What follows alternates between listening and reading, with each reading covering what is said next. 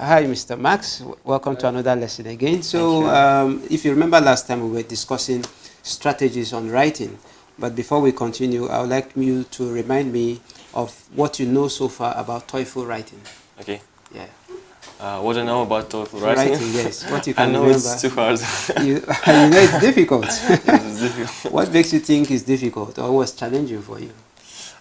Maybe some grammar parts. Okay. Yes, and maybe something new vocabulary for me. Oh, new vocabularies and Yes. grammar. Of course, most students complain about grammar and vocabularies, but I already gave you some words you should study. That's Yes. some 400 must know words for TOEFL.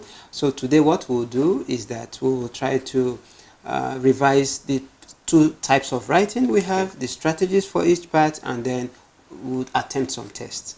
Okay, you know TOEFL writing is divided into two parts. Yes. The independent task and then the integrated task. Normally you will start with integrated task. What does it mean integrated? If something is integrated, it means combined, right? Combined, okay. So in integrated section, you first of all read a short text about a topic.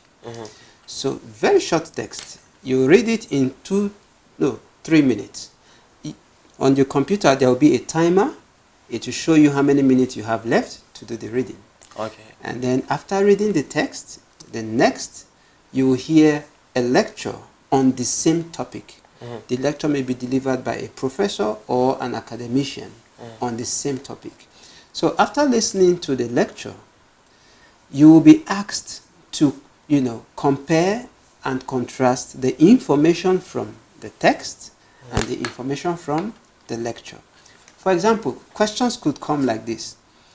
How does the information from the lecture cast some doubt on the information from the text? So if cast doubt in that context means you are to contrast the information from the lecture and the text.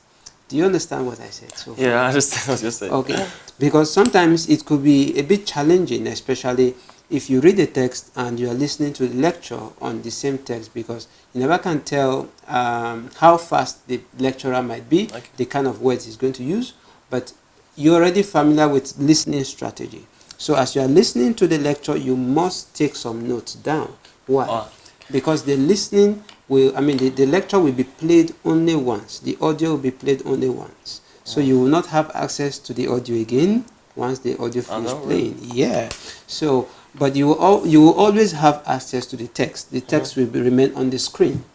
But the audio part, you will not have access to. Only once, yes. Only once, yes. Okay. So I should write some notes. Definitely, you have to write down some notes as you listen. I have to, yes. It's compulsory because it is only from the information you wrote down that you can be able to compare what you have from the lecture with what you have in the